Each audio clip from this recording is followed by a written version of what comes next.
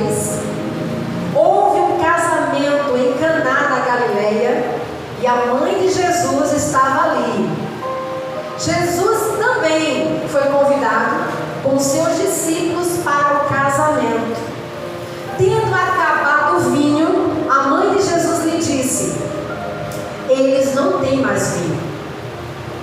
Mas Jesus respondeu: por que a senhora está me dizendo isso? Ainda não é chegada a minha hora. Então ela falou aos serventes: façam tudo o que ele disser.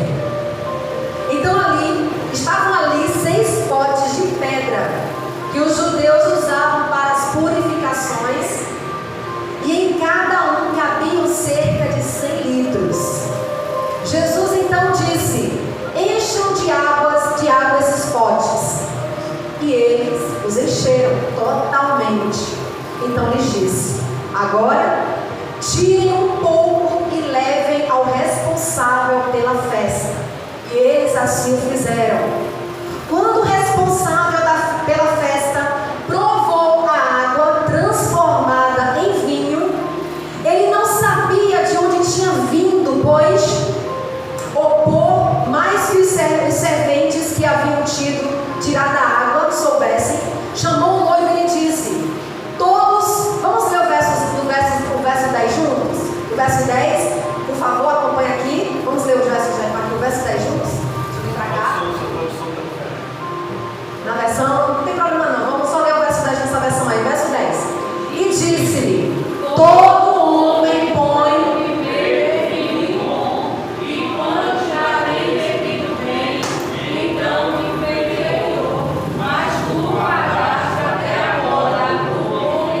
verso 11, continuemos. Jesus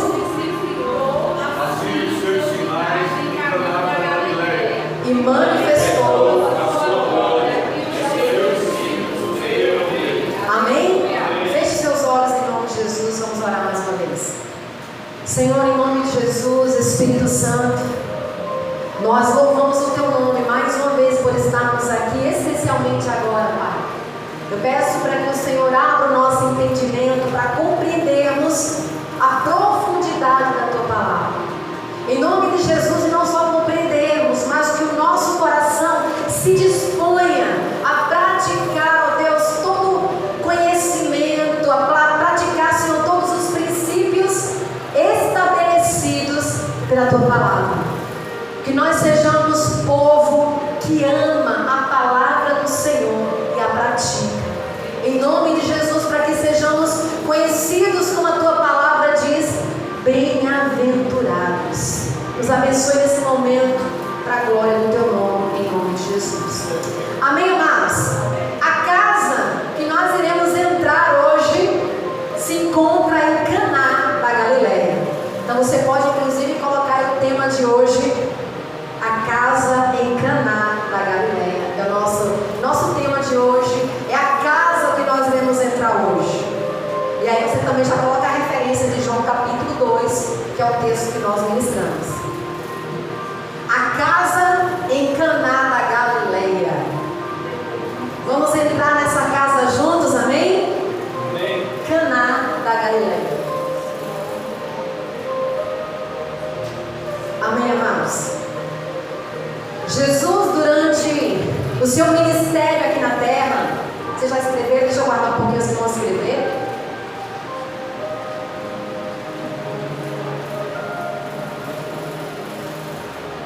A gente vai maratonar agora uma série abençoada, amém? Amém. Quem aqui gosta de série?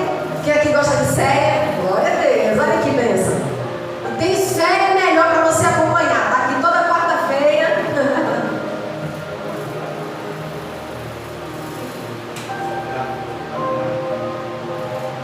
Amém, amados?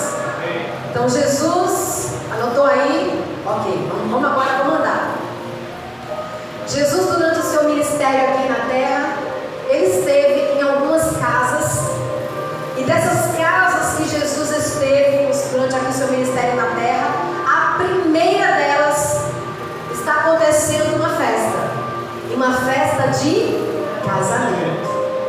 E é interessante porque aqui a gente já começa a perceber algo muito importante para as Escrituras. Toda a história de casa, toda a história de família, ela começa, ou pelo menos deve começar por onde? Casamento.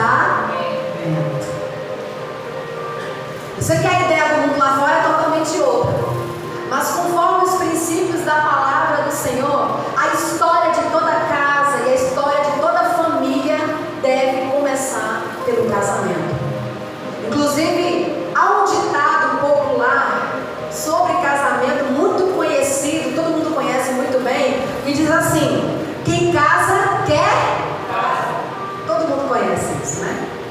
Mas é interessante porque aqui Jesus está ensinando algo um pouco diferente. O que Jesus está ensinando aqui é: quem quer casa tem que casar. Quem quer casa tem que casar.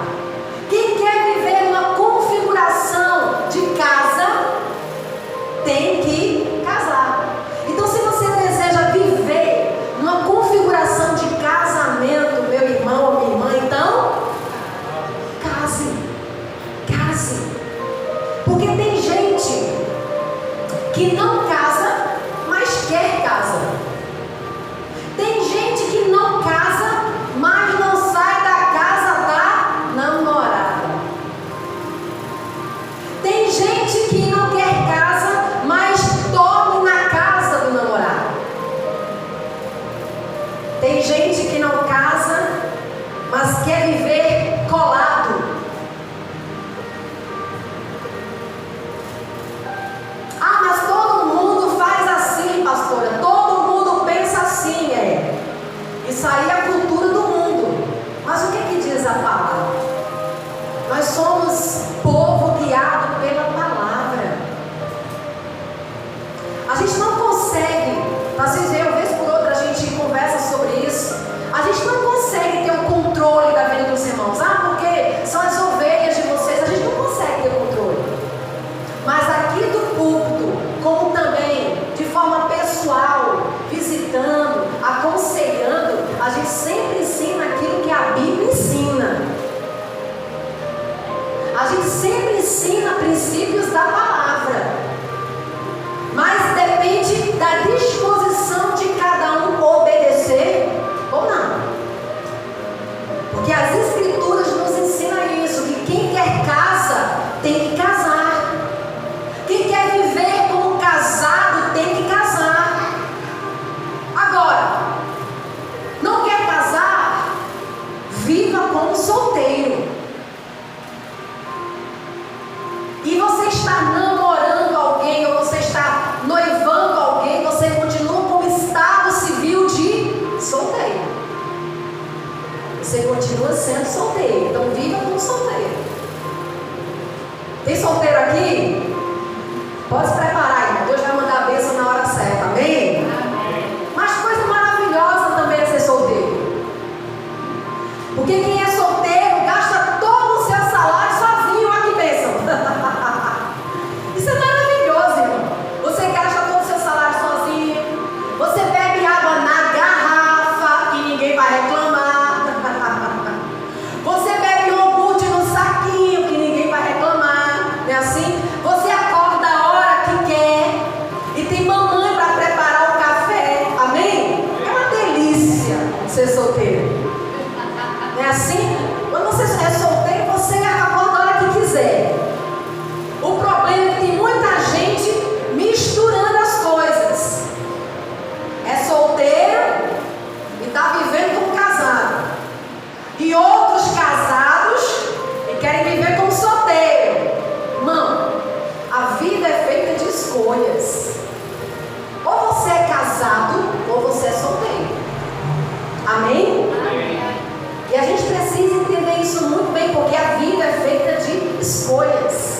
Se você deseja viajar com seu namorado ou com a sua noiva, case. Porque é melhor casar. Se você deseja dormir junto, case. Porque a Bíblia diz que é melhor casar do que viver. Quem conhece esse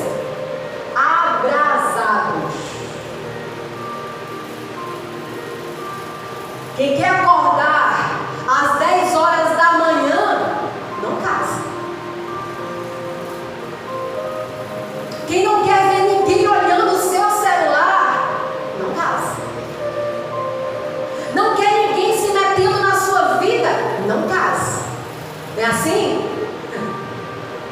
A vida é feita de escolhas. E é interessante porque Jesus, ele abre o seu ministério em um casamento. Para você entender o quanto é precioso o casamento para Jesus. Então presta atenção, estabeleça princípios na sua vida. Ainda que fulano não viva, ainda que cicrano não viva, é o seu compromisso com o seu Deus. É Deus. É o seu Deus. Então honre o seu Deus. Ah, mas uma multidão está vivendo assim. Não importa. O que meu Deus está dizendo para mim? Quais são os princípios que o meu Deus estabeleceu para mim? O problema é que hoje a gente vai pulando etapas, e tem tanta gente frustrada, tem tanta gente que nem estava preparada para o casamento e está todo enrolado. Porque a gente vai pulando princípios, pulando etapas, e todas as vezes que a gente pula etapas, a gente paga preço. Todas as vezes que a gente quebra princípios da palavra, a gente se quebra lá na frente. Amém? Todos sabemos que Jesus, durante o seu ministério aqui na terra, ele operou muitos sinais e maravilhas, não é verdade? Se eu perguntar aqui a cada um dos irmãos um milagre, uma cura, um sinal que Jesus operou, me ajude a lembrar, me digam aí. Sinais e maravilhas que Jesus já operou enquanto estava aqui na terra. Quem lembra? Curou cegos. Multiplicação dos pães, multiplicação dos peixes. Ressuscitou menina. Ressuscitou mortos.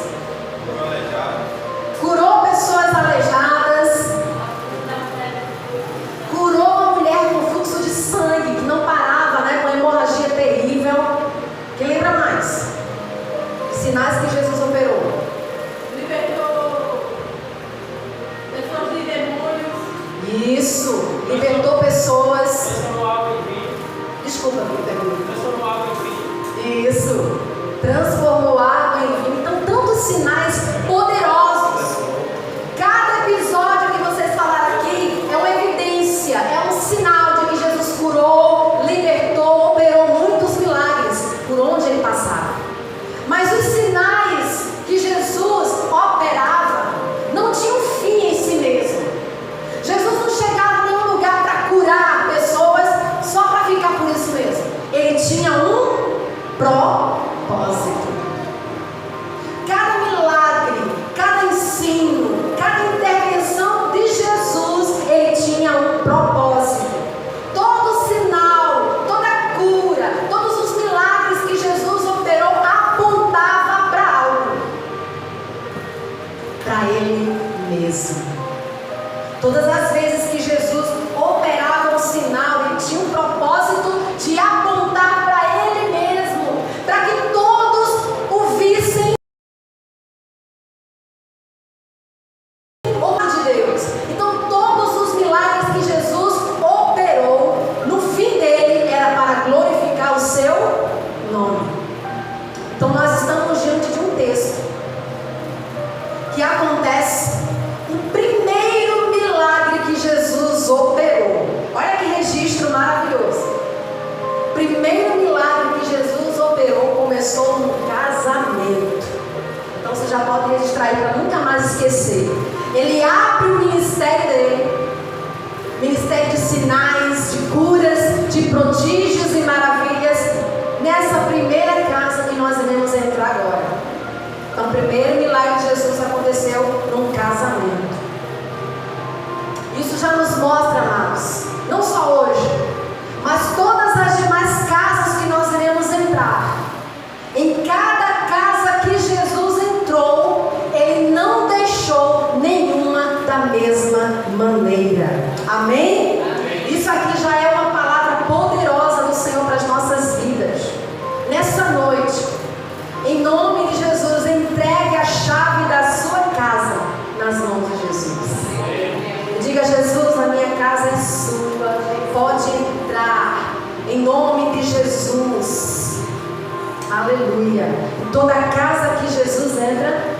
ela não é mais a mesma. Amém? Ela não é mais a mesma. Glória a Deus por isso. Então nessa casa, nessa primeira casa que Jesus está entrando aqui, acontecia uma festa de casamento. Vamos agora entrar no texto. Observe aí o verso 1. Deixa eu ligar aqui.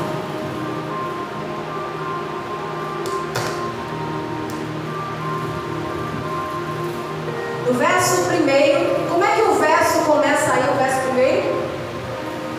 3 dias depois, é assim?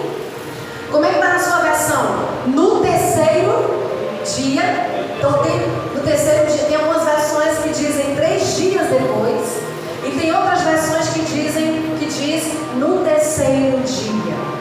No terceiro dia. Vem cá, amados. Do que você lembra quando lê essa expressão? Do que, Fafá? A ressurreição de Jesus. Sim ou não? Sim. Quando a gente ouve essa expressão, ou quando a gente lê, que nós acabamos de ver essa expressão, no terceiro dia, ou outra versão que diz 3 dias depois, a gente lembra de algo extraordinário: a ressurreição de Jesus. E olha que interessante isso. O primeiro milagre que marca o início do ministério de Jesus se inicia do modo que vai terminar na história. Olha que coisa interessante. O primeiro milagre que marca o início do ministério de Jesus se inicia do modo que vai terminar. É como se a introdução já mostrasse ou já apontasse como a história vai terminar. Feliz é quem entende que o princípio aqui revelado, o início das coisas, influenciam diretamente o fim delas. Eu vou repetir de novo. O início das coisas influenciam diretamente o fim delas. A forma como você começa o seu ano letivo vai influenciar como você vai terminar, sim ou não? A forma como você começa o seu ministério também influencia como ele vai ser concluído, sim ou não? Tem gente querendo terminar bem sem começar direito, irmãos. Tem gente querendo produzir demais sem começar direito. Se você quer um final melhor, então comece melhor. Ainda bem que o Evangelho é poderoso, amém?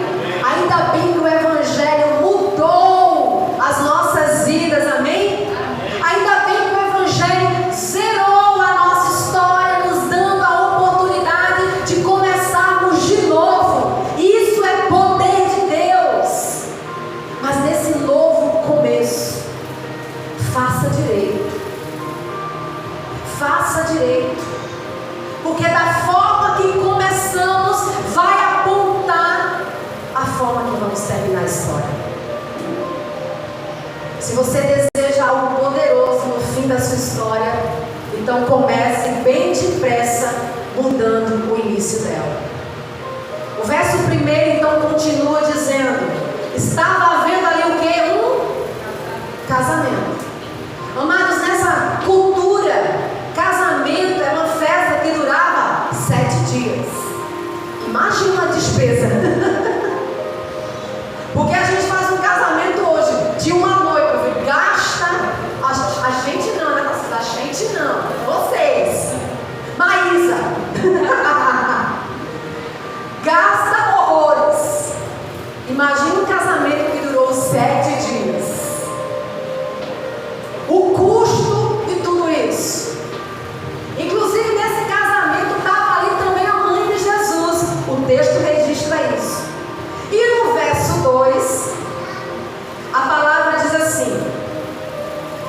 vai deixando claro qual era a posição de Jesus nesse casamento. O verso 2 diz o que aí? E foi também convidado Jesus e os seus discípulos para a festa, ou para as bodas, como diz aí o texto de alguns. Jesus foi convidado. Jesus foi convidado. Tem tanta gente que se diz cristã e que nunca convidou Jesus para dentro da sua casa. Tem tanta gente que é uma pessoa maravilhosa na igreja, mas que dentro de casa é terrível. Que na igreja é uma pessoa doce, mas dentro de casa, Jesus precisa ser convidado para estar em nossas casas, amém? Convide Jesus para estar na sua casa. E olha que interessante, a palavra também é um advérbio que significa comparação, inclusão ou para além disso. Diga, além disso. Além disso. Por que eu estou querendo destacar isso, amados irmãos? Porque quando a gente começa a colocar Jesus numa esfera de igualdade com os demais, quando a gente começa a achar que Jesus é o mesmo que todo mundo, como se ele fosse igual a todo mundo, é porque a gente não conheceu quem é Jesus.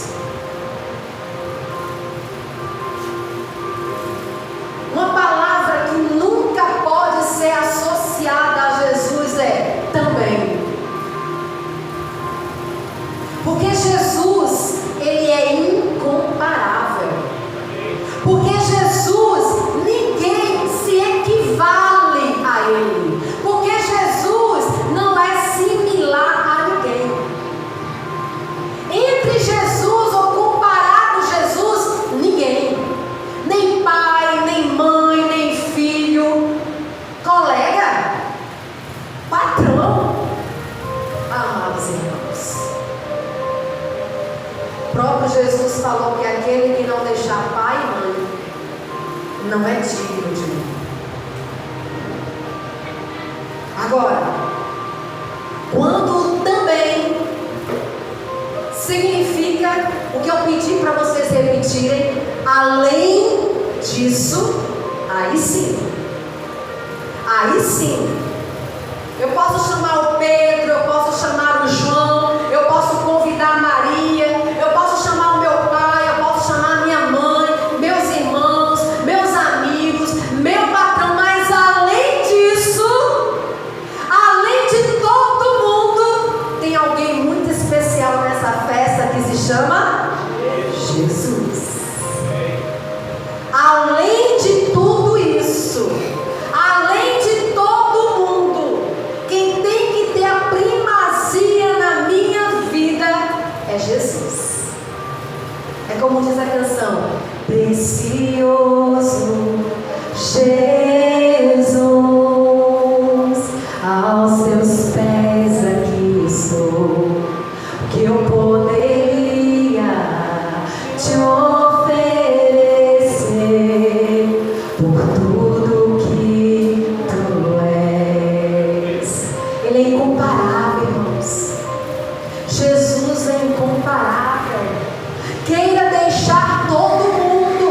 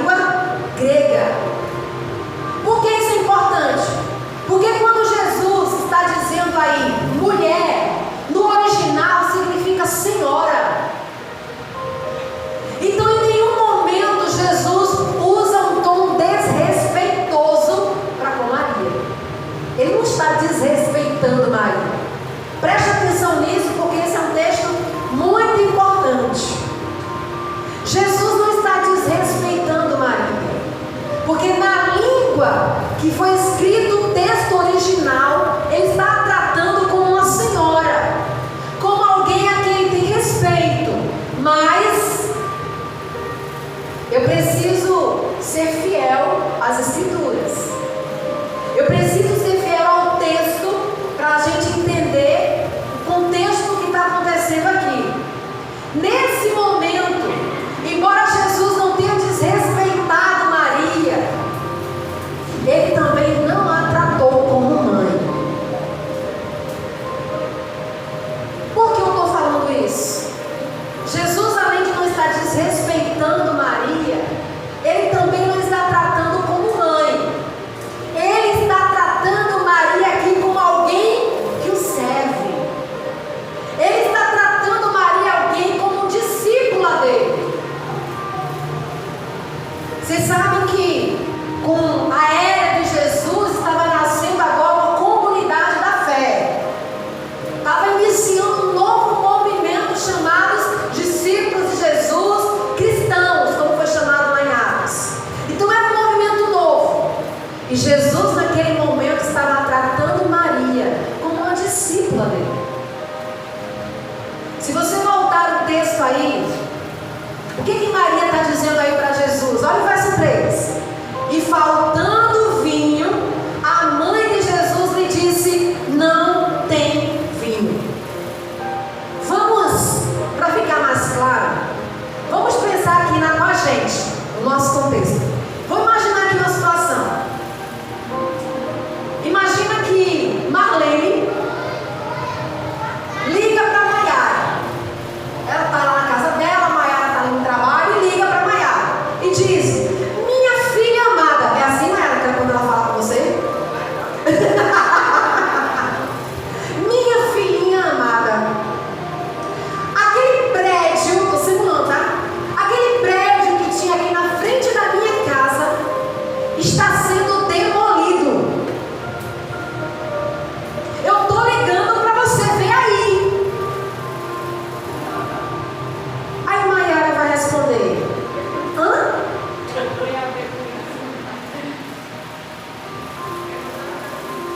Mãe, isso é terrível. Mas, mãe, a notícia é terrível. Mas o que eu tenho a ver com isso? O que eu posso fazer a respeito disso? E por que Maiara responde assim? Porque ela tem consciência que não está na competência ou no poder dela de resolver aquela situação. Eu achei isso muito interessante, porque é mais ou menos isso que Maria está dizendo para Jesus. Olha que interessante. E faltando vinho, a mãe de Jesus lhe disse: não tem vinho. Amados, quem muda o nível aqui da conversa não é Jesus, é Maria. Porque Maria, quando ela se dirige para Jesus, ela não está se dirigindo ao seu filhinho, ela está se dirigindo ao Rei dos Reis, Senhor dos Senhores, que tem o controle, que tem competência e poder sobre todas as coisas. Quem está elevando o nível da conversa aqui não é Jesus, é a própria Maria. Quando ela diz: não tem mais vinho, ela está tratando com alguém que tem poder e autoridade sobre todas as coisas. Então ele responde à discípula dele. Irmãos, Maria, ela foi precisamente a primeira discípula de Jesus. Eu não estou falando aqui dos discípulos que Jesus formou e escolheu. Eu estou falando de discípulo de alguém que serve, de alguém que está à disposição. Embora Maria ela não recebeu título, nem foi escolhida como discípulo, ela é uma discípula de Jesus. Maria ela participou das histórias de Jesus. Maria estava lá quando Jesus estava sendo assunto aos céus. Maria estava lá em Atos capítulo 1, quando a igreja estava em oração. Maria estava lá em Atos capítulo 2, quando a igreja recebe aquele revestimento de poder. Então Maria sabia com quem estava falando. Ela sabia sabia com quem estava se dirigindo.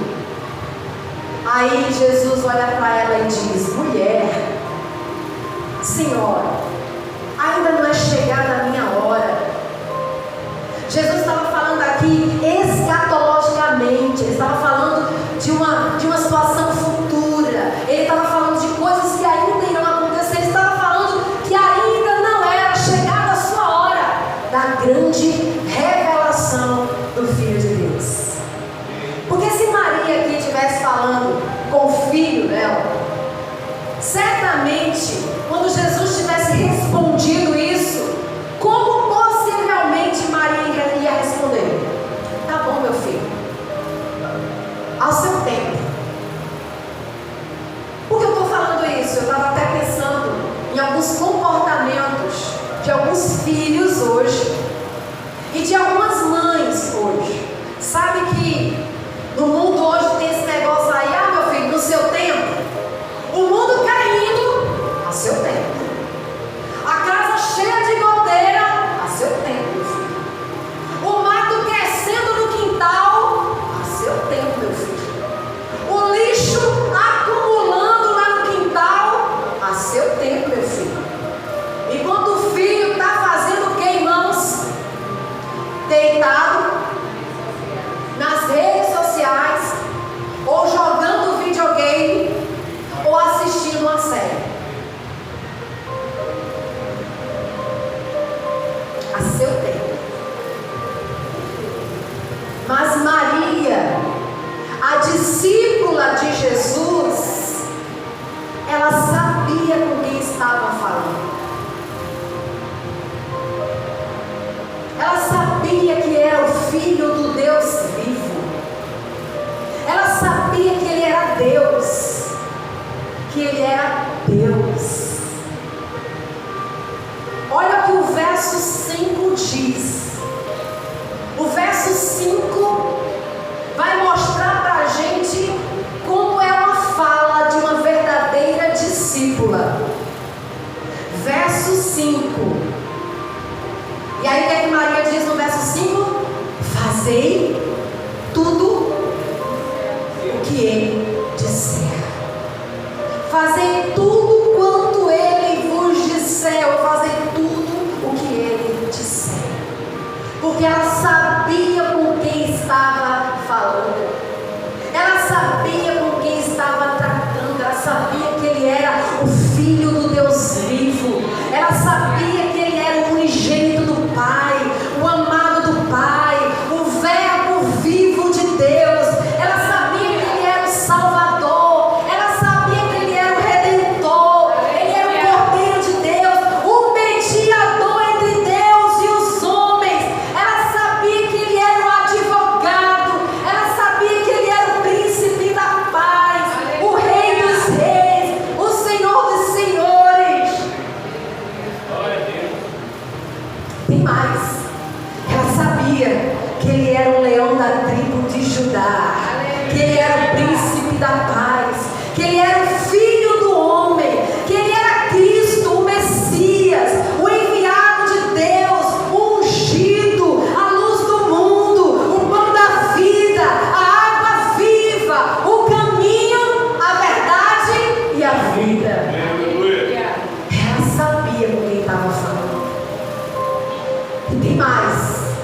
O bom pastor, a porta das ovelhas, a videira verdadeira, a pedra angular, autor e consumador da nossa fé, o Emanuel, Deus conosco, o Alfa, o Ômega, o Santo de Deus, o fiel e o verdadeiro, a estrela da manhã, aquele que é o primeiro e o último de toda a história. Cristo Jesus. Tudo quanto Ele vos disser. Isso é uma expressão de uma verdadeira discípula, de alguém que sabe a quem serve, de alguém que conhece o seu Senhor, de alguém que ela sabe que tem competência para resolver todas as coisas. façam tudo o que Ele lhes disser. Não questione, não argumente, só faça. E o texto diz que estavam ali, ou tinha ali 6 potes de pedras. Os judeus, eles usavam esses potes de pedras para um ritual muito comum, que era para o ritual da purificação. Eles usavam potes de pedras porque acreditavam que vasos de barro produziam impurezas. Então eles usavam potes de pedras. E era um ritual de lavagem que eles faziam todos os dias. Era um costume comum que eles aprenderam desde o Velho Testamento. Então eles todos os dias faziam esse ritual. Ao acordar, eles lavavam as mãos. Antes das refeições, eles lavavam as mãos. Antes das orações, eles lavavam as mãos. Antes de entrar no templo, eles lavavam as mãos. Era um processo de se auto-purificar. Talvez por outra, quando você for ler o Velho Testamento e também no Novo, você vai ver ritual da purificação.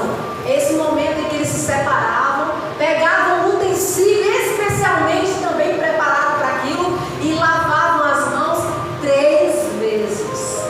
Era um ritual de purificação.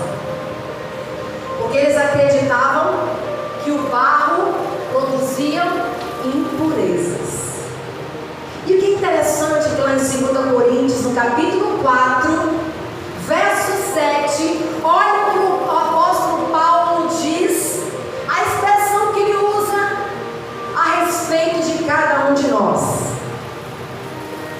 O verso 7: temos, porém, esse tesouro em vasos de barro, para mostrar que o poder que a tudo excede provém de Deus e não de nós. Nós somos vasos de barro. Por isso, amados, que todos os nossos mecanismos de purificação são falhos. Todos os rituais que você imaginar, de todas as demais religiões. Você sabe que algumas religiões têm alguns atos bem estranhos, inclusive, e outros até macabros. Ritual de purificação. Todos falhos. Porque a nossa essência é barro. E tudo aquilo que nós tentarmos produzir para nos auto-purificar é falho. Porque nós somos barro. Sabe aquela sua roupa da saia lá embaixo? Não me santifica. Porque você é barro. Sabe aquelas orações que se fazem, aquelas campanhas de oração? 7 orações em 7 dias. É falho. Porque nós somos barro. O único que tem poder para nos purificar vem de uma pedra única, a pedra angular que os construtores rejeitaram, que se chama Jesus, a principal pedra angular. Somente essa pedra tem poder e capacidade de nos purificar. Agora, como quem é santificado em Deus, porque eu fui santificado nele, então eu tenho que andar como alguém santificado. Ah, porque agora é Jesus que me santifica, então eu não vou me preocupar com mais nada. Não é isso que eu estou dizendo. Porque quem foi santificado anda como alguém santo. É justamente porque eu fui santificado, eu agora não vou andar, por exemplo, com um mini short. Ah, porque agora é moda todo mundo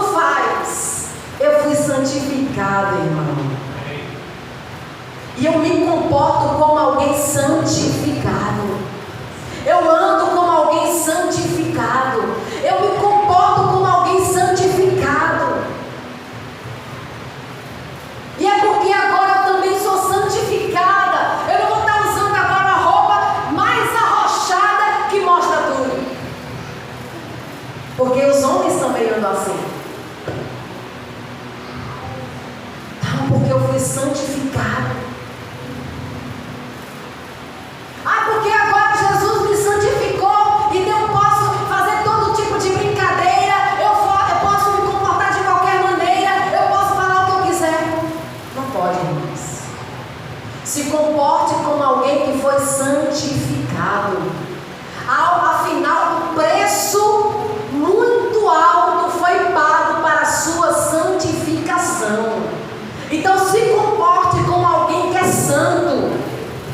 Inclusive, use as suas redes sociais para que ela seja propaganda do seu Deus e não do seu corpo.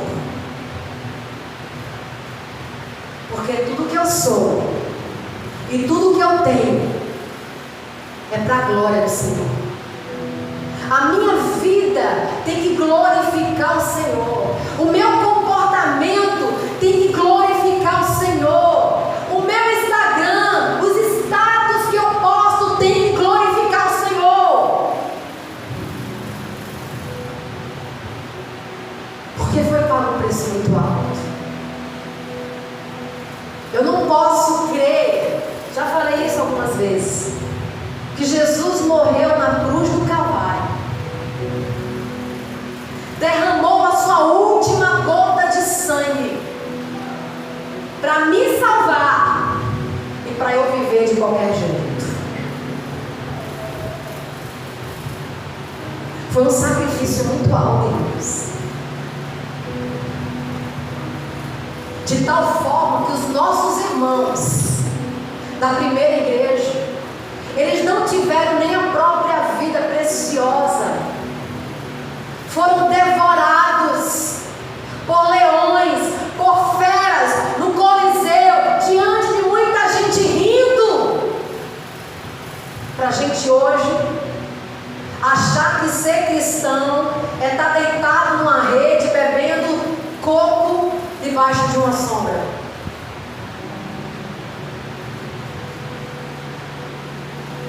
O sacrifício que Jesus pagou por mim e você, nenhum de nós tínhamos condições de pagar, é verdade. Mas há sacrifícios que ainda precisam ser feitos para a glória de Deus.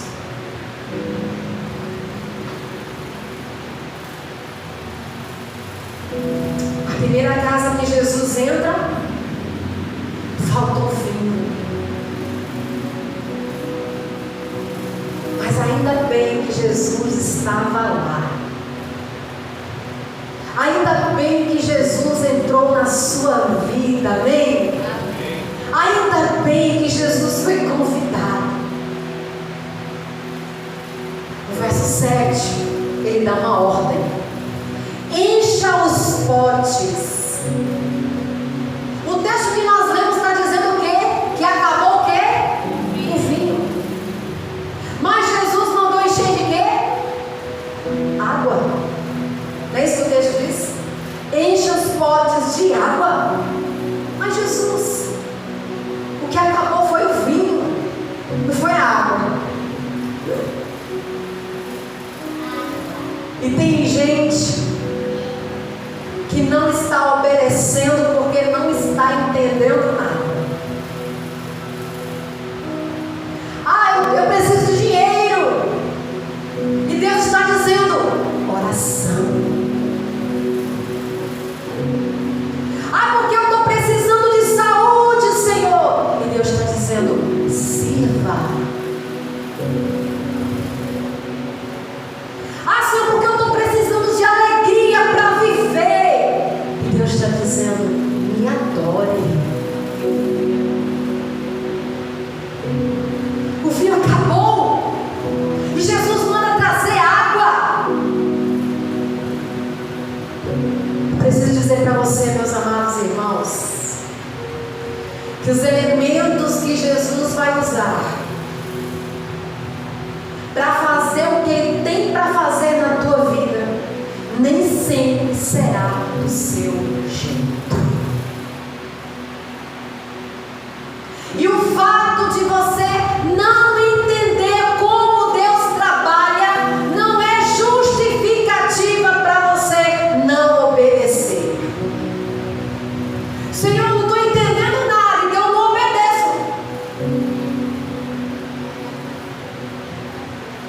A nossa parte é obedecer. Ainda que eu não entenda como Ele vai fazer, obedeça. Verso 7 continua, trazendo-nos uma grande lição. Verso 7: disse-lhe Jesus: enchei de água as talhas. Presta atenção, olha que lição poderosa o texto vai nos dar. Disse Jesus: enchei de água as talhas. O que é que o texto diz? E encheram completamente. Qual é a sua versão, viu? Até em cima. Encheram completamente. Diga, completamente. Completamente. Até quando? Você vai fazer o que Ele mandou fazer pela metade. Ele mandou encher totalmente. Ele mandou encher completamente. Ele mandou encher, como viu na sua versão, até. E por que você só está oferecendo a metade? Porque você só está entregando a metade daquilo que Ele já mandou fazer.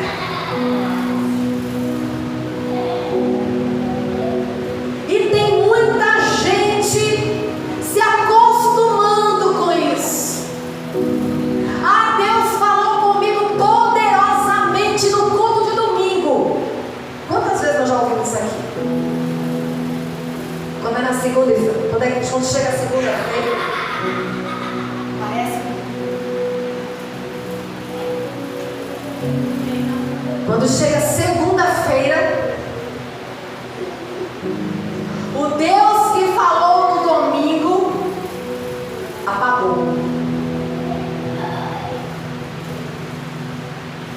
E a gente vai colocando até a metade, até a metade.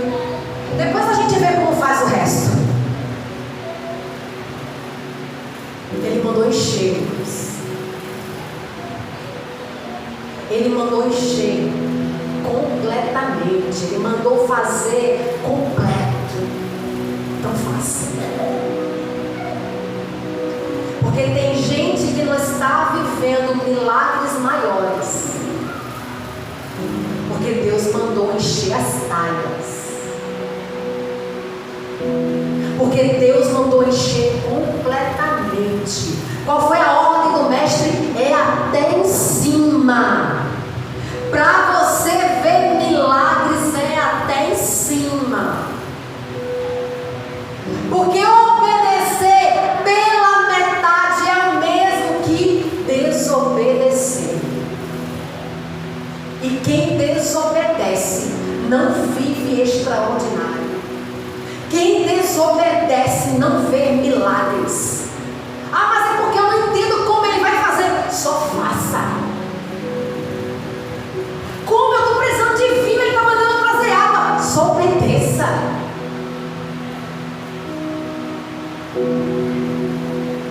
Até quando?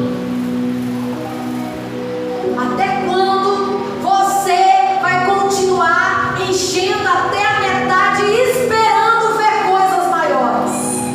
Não vai. Até quando você vai servir até a metade e vai esperar resultados poderosos? Não vai.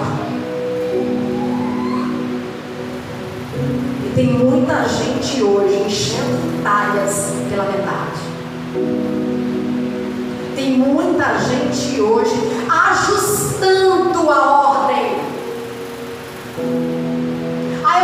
Deus me deu uma ordem, então eu vou ajustar, vou acomodar a minha comodidade. Vou ver o que é bom para eu fazer, o que não for eu descarto. Isso aí não é evangelho que você está vivendo. Isso aí é evangelho. Porque eu faço o que eu quero. E já tem um pastor muito conhecido que diz: se você serve a si mesmo, você está servindo a um péssimo Altíssimo Deus.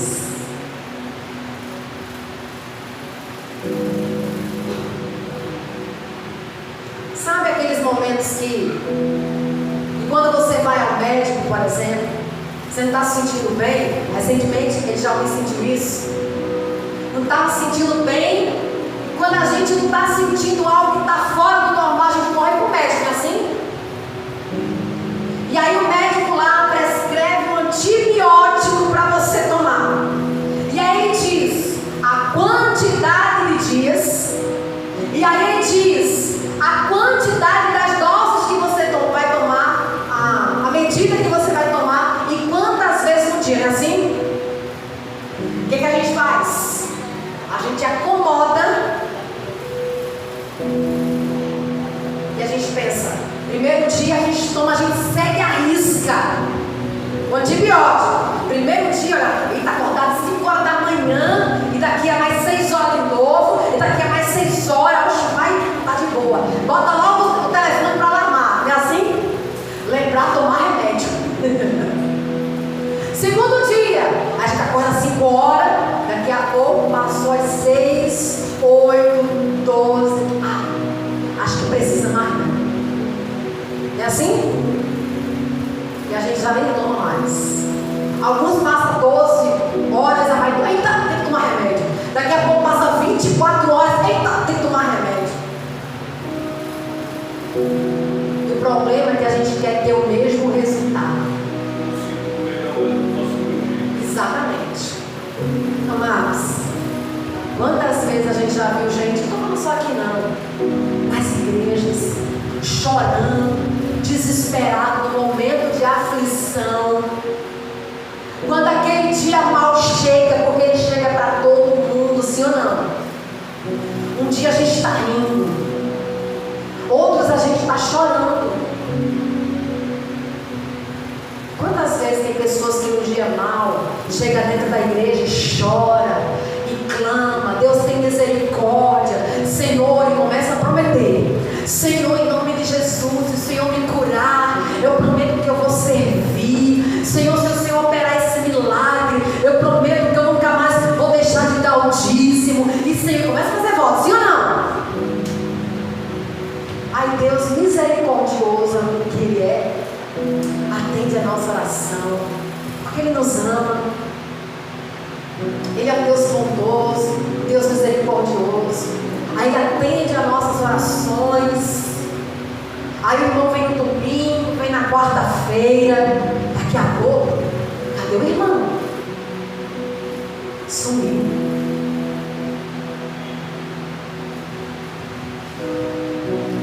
O problema é que a gente quer ter os mesmos resultados sem ter a mesma entrega. A gente quer desfrutar de coisas poderosas em Deus sem fazer nada poderoso para Deus.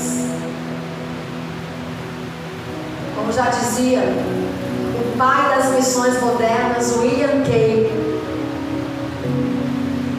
espere grandes coisas de Deus, mas faça grandes coisas para Deus.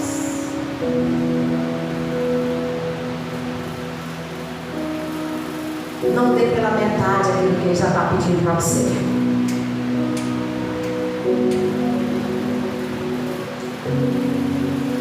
Tem gente querendo viver milagres, pulando coisas importantes na vida. Tem gente querendo chegar no propósito sem respeitar o processo para chegar lá. E a gente sabe que a gente vive numa geração onde as pessoas vêm pulando. O importante é ter sucesso. Não importa como eu chego lá. Que sucesso você está esperando? Eu espero que o sucesso que você deseja na sua vida seja o mesmo sucesso que Deus está esperando de você.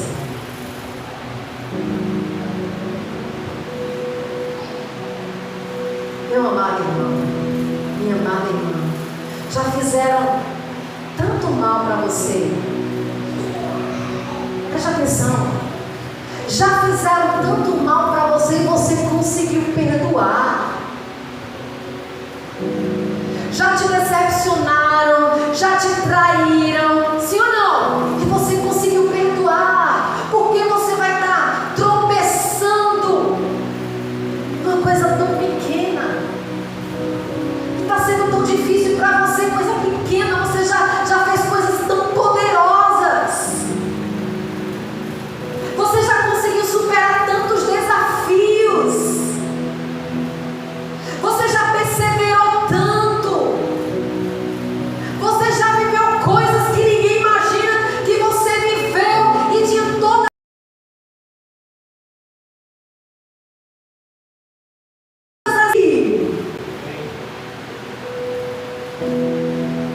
Então por que você vai cortar o fluxo de Deus na sua vida só fazendo aquilo que Ele te pediu pela metade? Pela metade.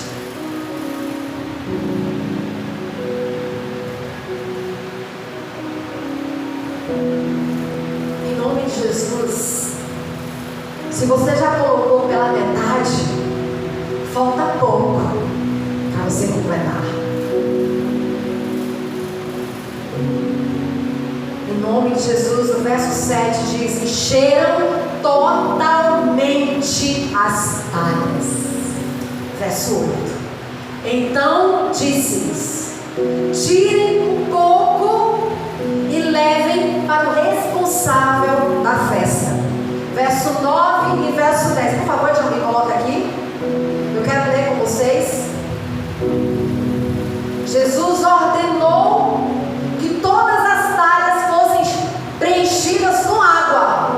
E Ele deu uma ordem aos servos: pegue um pouco e dê ao responsável da festa. Verso 9. Vamos ler junto?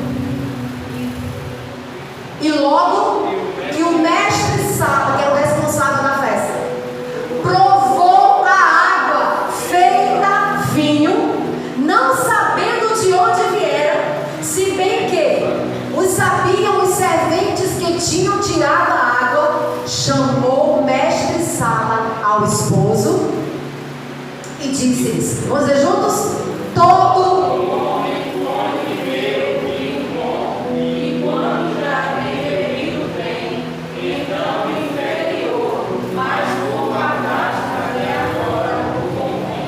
aleluia. Próximo verso.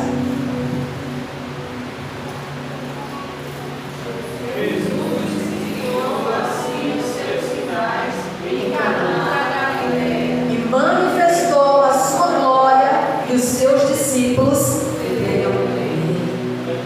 Em nome de Jesus, diga para a pessoa que está ao seu lado agora, se você tiver fé: novas coisas estão por vir. Amém? Se você crer nessa palavra, se você vai sair daqui essa noite com a disposição, dizendo: Senhor, eu não vou mais servir pela metade. Senhor, eu não vou mais encher as talhas apenas pela metade. Eu vou te obedecer por completo. Então se prepara. Vai ter vinho novo na sua casa. Vai ter coisas novas. Coisas novas estão por vir. Amém? Eu quero declarar. Quem aqui faz parte da igreja Movidas pode levantar a mão em nome de Jesus. Eu quero declarar para a nossa igreja: coisas novas estão por vir. Tudo que nós já vivemos até hoje não vai se comparar com as coisas que estão por vir. Se a partir de hoje o nosso coração estiver disposto a fazer o que Ele está mandando, a igreja, se prepara, porque a gente vai viver um novo nível. Não adianta eu chegar aqui no púlpito e dizer para você: você vai viver um novo nível, se você não obedecer. Aí eu não vou ser profeta de Deus. Porque tem muito profeta se levantando, dispensando, liberando bênçãos, profecias de bênçãos. Você vai ver coisas novas, você vai ver algo novo, tem vitória. Vai ter sim, irmão, se você obedecer. Se você a partir de hoje determinar no seu coração, eu já ouvi a voz do Senhor e a partir de hoje eu estou determinado em obedecer. Só assim vai ter milagres de provisão. Só assim Deus vai transformar água em vinho. E isso é algo inacreditável. Ele pode fazer. Em nome de Jesus. Toda essa palavra aqui nessa noite é para te entregar isso. Saia daqui nessa noite com o coração disposto a viver plenamente o que Deus já falou para você. Não adianta você viver uma vida desejando viver coisas maiores enquanto você não se dispõe a obedecer. Ninguém chega a uma graduação ou uma pós-graduação chegando lá no jardim da infância dizendo: eu não quero mais estudar isso aqui, eu quero ir para a faculdade. É assim? Tem processo. Sabe por que tem processo? Para quando você chegar aqui, você está pronto para receber. Deus é um Deus altamente responsável. Até para nos abençoar, Ele nos prepara primeiro. Senão a gente perde o valor que a bênção tem para a gente. Então deixa Deus te preparar para coisas maiores. Saia daqui nessa noite em nome de Jesus com um desejo no seu coração. Eu já ouvi Ele me dizendo: enche as talhas, então vou encher. Eu já ouvi Ele me chamando para servir, então vou servir. Eu já ouvi Ele me chamando para dizendo para honrar princípios, então eu vou honrar.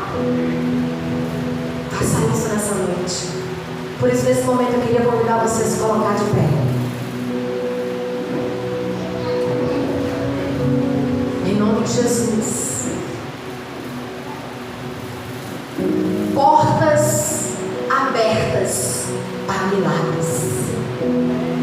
É uma palavra profética para esses dias. Você pode dizer amém? Amém. Portas abertas para milagres.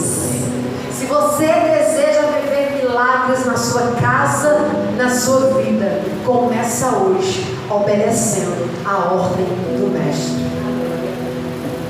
Senhor, em nome de Jesus, Espírito Santo de Deus, queremos te agradecer e louvar o teu nome pela tua palavra, pela palavra que nos foi revelada essa noite. Obrigado, Jesus. E no nome de Jesus nós te pedimos perdão. Perdão, Senhor, por estar sendo tão desobedientes. Há tempo que o Senhor nos tem dado ordem: enche as talhas, enche as talhas, e só temos feito pela metade, só temos servido pela metade, e talvez para alguns a talha nem chegou a 1/3.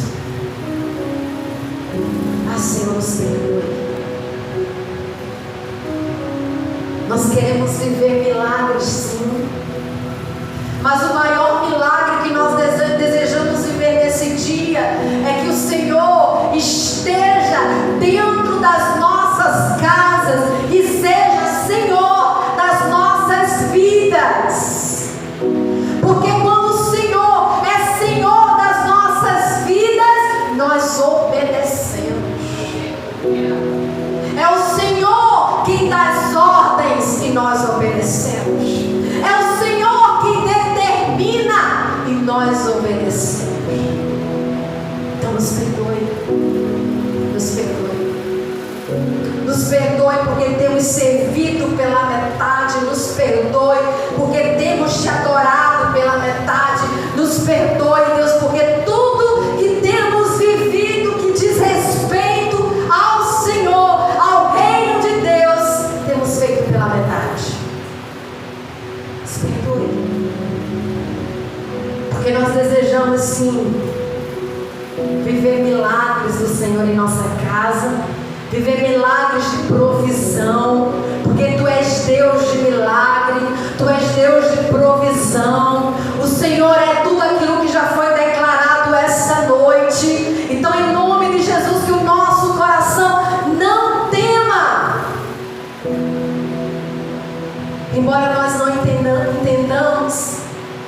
teus caminhos.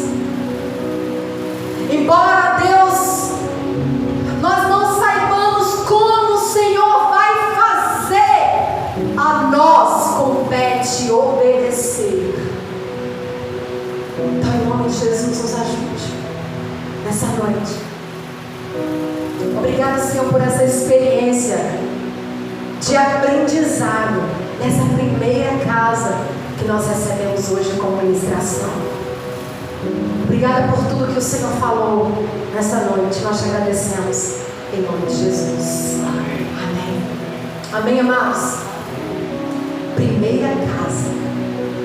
Temos mais algumas casas para entrar nessa jornada que nós iremos viver nessa nova série, Portas Abertas para Milagres.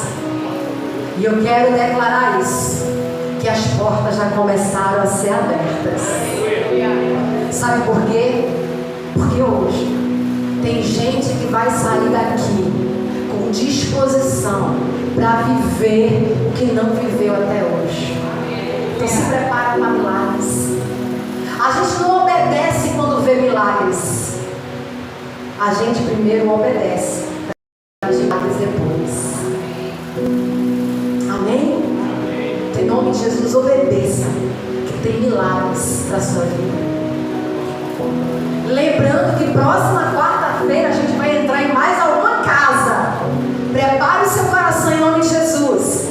Para lembrar que sexta-feira vai ser na minha casa. Sexta-feira, encontro de comunhão, de crescimento, na casa de Bio e de Fafá, e toda a igreja está convidada.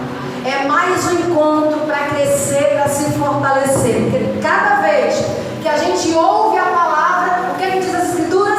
A nossa fé é fortalecida. É um alimento que a gente recebe e a gente é fortalecido.